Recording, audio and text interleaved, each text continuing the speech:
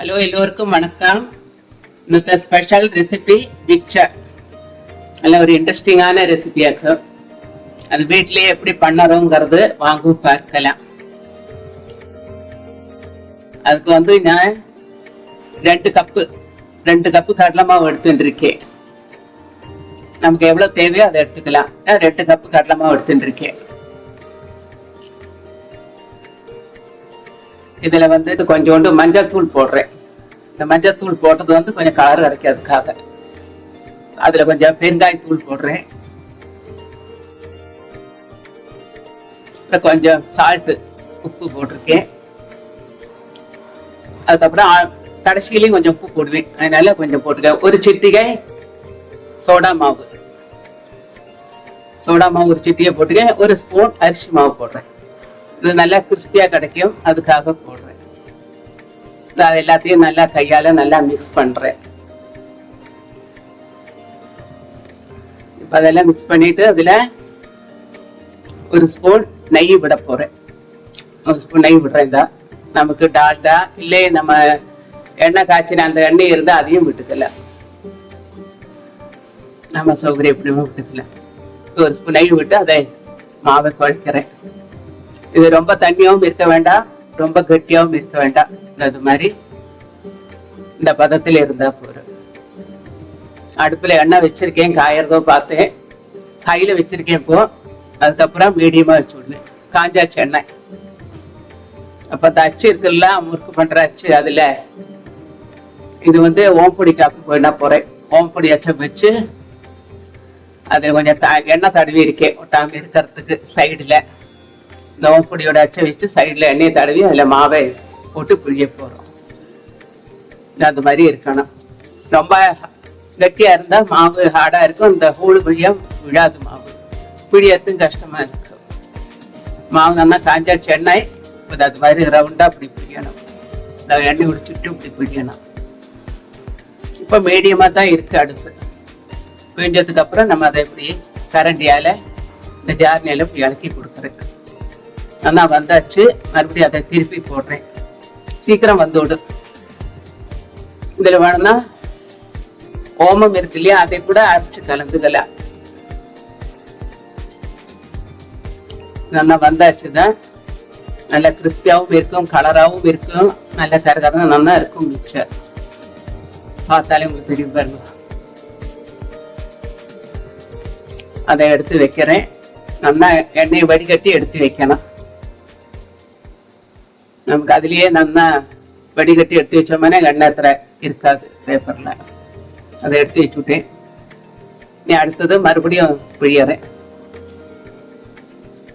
அந்த அச்சு இருக்கு இல்லையா, முறுக்கு அச்சு, அதுல இருக்கிற இந்த மாவெல்லாம் தொடச்சு எடுக்கணும். தொடச்சு எடுத்ததுக்கு அப்புறம் தான் மறுபடியும் நம்ம மாவு போடலாம். இல்லைன்னா அந்த ஹோல்ல போய் ஒட்டிக்கிட்டாச்சுன்னா சரியா விழாது. அது இருக்கிற மாவெல்லாம் தொடச்சு எடுத்துட்டு மறுபடியும் அந்த மாவை உருட்டி அது மாதிரி போடு. உருட்டி போட்டு மறுபடியும் அதை பிடிக்கிறோம். மறுபடியும் அதை பிடிக்கிறது. அது மாதிரி எண்ணெயில அப்படி சுட்டு இப்படி பிடிக்கணும். முதல்ல அதை மாதிரி பிழிஞ்சு வச்சனுக்கா. பிழிஞ்சதுக்கு அப்புறம் 2 நிமிஷம் ஆனதுக்கு அப்புறம் நம்ம அதை திருப்பி போட்டுக்கலாம். அந்த ஜார்னி இருக்கு, அதால அமுத்தி விடுறேன். அப்ப நல்லா உள்ள எல்லாம் அப்படின்னுட்டு அது மாதிரி பண்ணணும். இப்போ நல்லா வந்துகிட்டு இருக்கு. சீக்கிரம் வந்து விடும். மீடியமா தான் வச்சிருக்கேன். இதே மாதிரி அதை இருக்கிற மாவு பூரா இது மாதிரி ஓம்பொடி புழிஞ்சு எடுத்துக்கணும். ஃபர்ஸ்ட் எனக்கு அதுல 4 எண்ணம் வந்திருக்கு. நம்ம வீட்லயே இது மாதிரி மிக்சர் பண்ணலாம். அவ்வளவு நல்லா டேஸ்டியா கலரா நல்லா இருக்கு. நம்ம ஒரு பிளாஸ்டிக் கவர்ல இல்லைன்னா ஒரு காற்று போகாத டப்பால போட்டு வச்சிருந்தா நமக்கு 1 மாசம் வரை நிற்கும். நல்லா இருக்கு. அதெல்லாம் இது மாதிரி எல்லாத்தையும் பண்ணி வச்சு விட்டேன். ஃபர்ஸ்ட் இது மாதிரி பண்ணி வச்சுக்கணும் ஓம்பொடி. அதுக்கப்புறம் மறுபடியும் நம்ம பூந்தி அடிக்கணும், காரா பூந்தி. அதுக்கு அதே மாதிரி 2 கப்பு மாவு எடுத்துட்டு இருக்கேன். 2 கப்பு மாவு போட்டாச்சு. இப்போ அதில் கொஞ்சம் பெருங்காயத்தூள் போடுறேன், கொஞ்சம் மஞ்சத்தூள் போடுறேன், கொஞ்சம் சால்ட்டு உப்பு போட்டிருக்கேன், கொஞ்சம் அரிசி மாவு. இதுவும் இந்த அரிசி மாவு இதுக்கு போடுறது கொஞ்சம் கிறிஸ்பியாக கரப்பாக இருக்கும், கரை பூந்திங்கிறது. மிளகாத்தூள் ஒன்று போட்டு நான் மிளகாத்தூள் இதில் போடல, லாஸ்ட்டில் தான் போட போகிறேன். லாஸ்ட்டில் நம்ம உப்பு காரம் எல்லாமே போட போகிறோம். அப்போ இதுலேயும் கொஞ்சம் போடுறேன். இந்த மாவை வந்து நல்லா எப்படி நான் லட்டு பூந்திக்கு அடித்து அதே மாதிரி மாவு நல்லா குழைச்சி தோசை மாவோட பதத்தில் நல்லா கரைச்சி வைக்கணும். காரா பூந்தி தானே பண்ண போகிறோம். இப்போ அந்த தோசை மாவோட பதத்தில் நல்லா கரைச்சி வைக்கணும். மாவு முதல்ல அது மாதிரி இருக்கணும். நல்லா கட்டை இல்லாமல் மாவு நல்லா கரைச்சி எடுக்கணும். இனிமே இப்போ நம்ம அந்த ஜார்னே வச்சிருக்கேன், அதில் எப்படி நான் பூந்தி அடித்தேன் அதே மாதிரி இதை இப்போ அடிக்க போகிறோம். எண்ணெய் காஞ்சாச்சோ பார்க்குறேன், ஒரு சொட்டு மாவு விடுறேன். எண்ணெய் காஞ்சாச்சு. இதுவும் மீடியமாக தான் வச்சுருக்கேன். அந்த ஜார்னியில் கொஞ்சம் மாவு விடுறேன். அதெல்லாம் எப்படி நல்லா உருண்டு உருண்டு விழாது பாருங்க. ஒரு ஹைட்டை வச்சு இப்படி மாவு வச்சு விடும்போது நல்லா விழாது மாவு.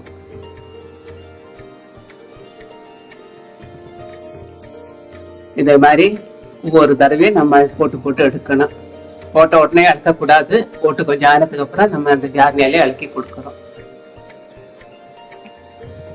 இதுவும் அப்படிதான். அந்த மாவுல பொட்டியதான் ஜார்னி பூரா மாவை தொடச்சி வச்சுட்டா மறுபடியும் ரெண்டாவது போடணும். இது நல்லா இலக்கி கொடுக்குறோம். இப்படி ஏதாவது ஒட்டிக்கிட்டு இருக்கு அப்படின்னா அதை இலக்கி கொடுக்கலாம். வந்தாச்சோ பார்க்குறேன், வந்தாச்சு. அந்த கொதிதுக்கவும் எண்ணெய் கொதிதுக்கவும் எடுத்து விடல. அண்ணா எண்ணெயை வார்த்து எடுக்கணும். நல்லா எண்ணெய் வடிகட்டி எடுத்தோம்னா அவ்வளவு எண்ணெய் ஆகாததுல. அந்த ஜார்னி இருக்கப்பட்ட மாவு பூரா நல்லா தண்ணியால இப்படி தொடச்சு வழிச்சு எடுத்துட்டு மறுபடியும் மாவை ஊத்துறேன். மறுபடியும் அது மாதிரி தட்டுறேன். நல்லா முத்து முத்தா அழகா நல்லா முத்து முத்தா விழாது. இப்படி நிறைய அழகா முத்து முத்தா விழாந்தாச்சு. மறுபடியும் அடுத்த ஜார்னி அப்படியே எடுத்து வச்சு மறுபடியும் அதை தொடச்சு அடுத்ததுக்கு வச்சுக்கலாம். போட்டு உடனே இழக்கக்கூடாது. போட்டதுக்கு அப்புறம் ஒரு நிமிஷம் ஆனதுக்கு அப்புறம் நம்ம 2 நிமிஷம் ஆனதுக்கு அப்புறம் தான் அதை இலக்கி கொடுக்கலாம். அதுக்கு இலக்கி கொடுத்துட்டு வந்துட்டு இருக்குதா. இனிப்பு அதை ஆயாச்சு. ஏன்னா அந்த கொதி முன்னாச்சு. இனிப்பு அதை வடிகட்டி எடுத்து வைக்கலாம். கொதி முன்னாச்சு.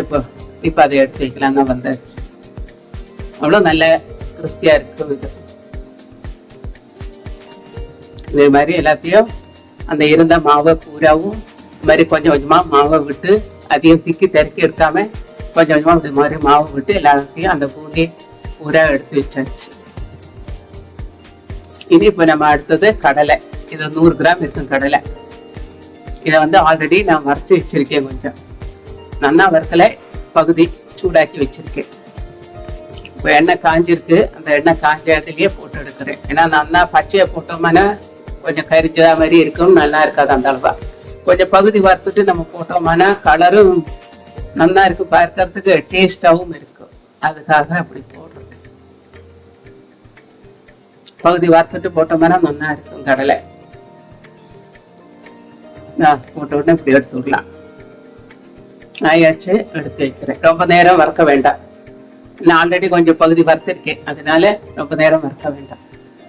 போட்டு வந்து 5 நிமிஷத்துக்குள்ள நம்ம எடுத்துடலாம். அடுத்து ஒரு பிடி புட்டுக்கடலை, அதையும் போடுறேன். சிம்மில் தான் வச்சிருக்கேன். இதுவும் தான் ஆல்ரெடி வறுத்த கடலை, அதை போட்டு எடுத்துடலாம். இல்லைன்னா அது கரிஞ்சு போடும். அடுப்பை சிம்மில் வச்சுதான் எடுக்கிறேன். கடலையெல்லாம் கடலை மட்டும் எடுக்கிறதும் சிம்மில் வச்சு எடுக்கிறேன்.